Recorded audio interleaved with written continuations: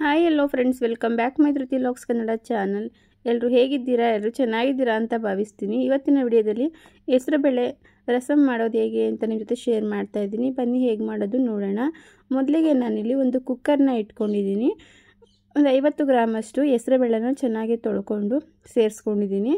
ಹೆಸರುಬೇಳೆ ಬೇಯೋಕ್ಕಾಗುವಷ್ಟು ನೀರನ್ನ ಸೇರಿಸ್ಕೊಂಡು ಕುಕ್ಕರ್ ಲೀಟರ್ ಕ್ಲೋಸ್ ಮಾಡಿಕೊಂಡು 2 ವಿಸಲ್ನ ಕೂಗಿಸ್ಕೊತಾ ಇದ್ದೀನಿ. 2 ವಿಸಲ್ಗೆ ಚೆನ್ನಾಗಿ ಬೇಳೆ ಎಲ್ಲ ಸಾಫ್ಟಾಗಿ ಬೆಂದ್ಕೊಂಡಿರುತ್ತೆ. ವಿಸಲ್ ಕೂಡ ಆಗಿದೆ. ಪ್ರೆಷರ್ ಎಲ್ಲ ಬಿಡೋಷ್ಟರಲ್ಲಿ ಒಗ್ಗರಣೆಗೆ ಹಾಕೊಂಡ್ಬಿಡೋಣ. ಒಂದು ಪಾತ್ರೆನ ಇಟ್ಕೊಂಡಿದ್ದೀನಿ. 1-2 ಟೇಬಲ್ ಸ್ಪೂನಷ್ಟು ಕುಕ್ಕಿಂಗ್ ಆಯಿಲ್ನ ಸೇರಿಸ್ಕೊಂಡಿದ್ದೀನಿ. ಎಣ್ಣೆ ಬಿಸಿ ಆದಮೇಲೆ ಸ್ವಲ್ಪ ಸಾಸಿವೆ ಹಾಗೆ 1 ಟೇಬಲ್ ಸ್ಪೂನಷ್ಟು ಜೀರಿಗೆನ ಸೇರಿಸ್ಕೊಂಡಿದ್ದೀನಿ. ಹಾಗೆ ಈ ರಸಮ್ ಅಂತ ಬಂದಮೇಲೆ ಬೆಳ್ಳುಳ್ಳಿ ಜಾಸ್ತಿ ಹಾಕ್ಕೊಂಡಷ್ಟು ತುಂಬ ರುಚಿಯಾಗಿ ಚೆನ್ನಾಗಿ ಬರುತ್ತೆ. 1-2 ಗೆಡ್ಡೆಯಷ್ಟು ಬೆಳ್ಳುಳ್ಳಿನ ಜಜ್ಜಿ ಸೇರಿಸ್ಕೊಂಡಿದ್ದೀನಿ. ಹಾಗೆ ಖಾರಕ್ಕೆ ಒಂದು 5-6 ಒಣಮೆಣಸಿನ್ಕಾಯಿನ ಸೇರಿಸ್ಕೊಂಡಿದ್ದೀನಿ. ಬ್ಯಾಡಗೆ ಮೆಣಸಿನ್ಕಾಯಿ ಇತ್ತು ಅಂದರೆ ಒಂದು 3-4 ಬ್ಯಾಡಗೆ ಮೆಣಸಿನ್ಕಾಯಿನ ಸೇರಿಸ್ಕೊಳ್ಳಿ.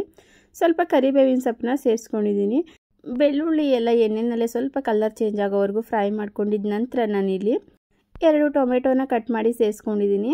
ಟೊಮೆಟೊ ಸಾಫ್ಟ್ ಆಗೋವರೆಗೂ ಚೆನ್ನಾಗಿ ಫ್ರೈ ಮಾಡ್ಕೊಳ್ಳಿ. ರುಚಿಗೆ ತಕ್ಕಷ್ಟು ಉಪ್ಪನ್ನು ಸೇರಿಸ್ಕೊಂಡು ಟೊಮೆಟೊನ ಫ್ರೈ ಮಾಡ್ಕೊತಾ ಇದ್ದೀನಿ. ಹಾಗೆ ಕೂಡ ಉಪ್ಪನ್ನು ಲಾಸ್ಟಲ್ಲೇ ಹಾಕ್ಕೊಂಡು ನಾವು ಫ್ರೈ ಮಾಡ್ಬೋದು.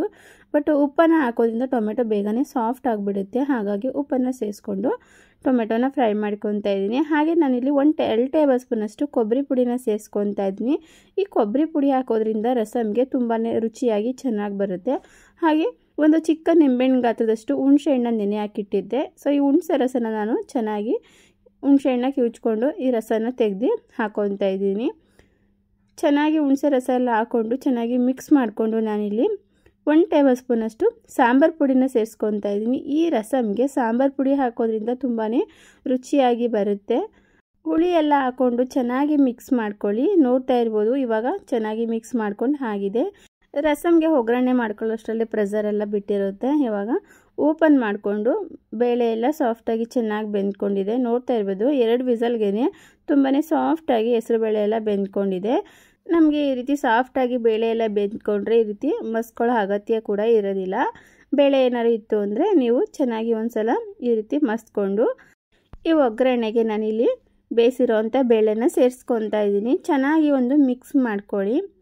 ನೋಡ್ತಾ ಇರ್ಬೋದು ನನಗೆ ಈ ಪಾತ್ರೆಗೆ ಸ್ವಲ್ಪ ಜಾಸ್ತಿ ಆಗ್ತಾ ಇದೆ. ಹಾಗಾಗಿ ನಾನು ಬೇಳೆ ಬೇಯಿಸಿದಂಥ ಕುಕ್ಕರ್ಗೆ ನಾನು ಟ್ರಾನ್ಸ್ಫರ್ ಮಾಡ್ಕೊತಾ ಇದ್ದೀನಿ. ಸ್ವಲ್ಪ ಜಾಸ್ತಿ ಆಗುವ ಕಾಣಿಸ್ತು. ನೀರೆಲ್ಲ ಸೇರಿಸಿದ್ರೆ ಮತ್ತೆ ನಾವು ಇದನ್ನು ಕುದಿ ಬರ್ಸ್ಕೊಳ್ಳೋದಕ್ಕೆಲ್ಲ ಆಗಲ್ಲ ಅಂದ್ಬಿಟ್ಟು ಹಾಗಾಗಿ ಕುಕ್ಕರ್ಗೆ ಹಾಕ್ಕೊತಾ ಇದ್ದೀನಿ.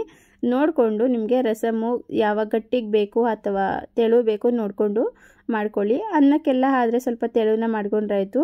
ಬೇಕಿದ್ರೆ ಇದು ದೋಸೆ, ಚಪಾತಿ, ಪೂರಿಗೆ ಎಲ್ಲ ಮಾಡ್ಕೋಬೋದು. ತುಂಬ ರುಚಿಯಾಗಿ ಇರುತ್ತೆ. ಹಾಗೆ ಅದಕ್ಕೆಲ್ಲ ಆಗೋದಾದರೆ ಸ್ವಲ್ಪ ಗಟ್ಟಿಗೆ ಮಾಡಿಕೊಂಡ್ರೆ ಆಗುತ್ತೆ. ರುಚಿಗೆ ತಕ್ಕಷ್ಟು ಉಪ್ಪನ್ನು ಸೇರಿಸ್ಕೊಂಡು ಲಾಸ್ಟಕ್ಕೆ ಸ್ವಲ್ಪ ಕೊತ್ತಂಬರಿ ಸೊಪ್ಪನ್ನು ಕಟ್ ಮಾಡಿ ಸೇರಿಸ್ಕೊಳ್ಳಿ. ಚೆನ್ನಾಗಿ ಉಪ್ಪು ಖಾರ ಕರೆಕ್ಟಾಗಿ ಇದೆಯಲ್ವ ಅಂತ ಒಂದ್ಸಲ ಚೆಕ್ ಮಾಡಿಕೊಂಡು 1-2 ಕುದಿ ಬರ್ಸ್ಕೊಂಡ್ಬಿಟ್ರೆ ಆಯಿತು. ರಸಮ್ ಕೂಡ ರೆಡಿ ಆಗಿಬಿಡುತ್ತೆ. ಇದ್ರ ಮೇಲ್ಗಡೆ ನೊರೆ ಥರ ಏನು ಬರ್ತಾ ಇದೆ ಇದು ಸ್ವಲ್ಪ ಕಮ್ಮಿ ಆಗೋವರೆಗೂ ಚೆನ್ನಾಗಿ ಕುದಿಸ್ಕೊಂಡ್ಬಿಟ್ರೆ ರುಚಿಯಾದ ಹೆಸರುಬೇಳೆ ರಸಮ್ ಕೂಡ ರೆಡಿ ಆಗಿಬಿಡುತ್ತೆ. ನೋಡ್ತಾ ಇರ್ಬೋದು ಇವಾಗ ಚೆನ್ನಾಗಿ ಕುದಿ ಕೂಡ ಬಂದು ನೊರೆ ಎಲ್ಲ ಕಮ್ಮಿ ಆಗಿದೆ. ಸೊ ಈ ವಿಡಿಯೋ ನಿಮಗೆ ಯೂಸ್ಫುಲ್ ಅನಿಸಿದ್ರೆ please like, share, subscribe. Thank you for watching my video.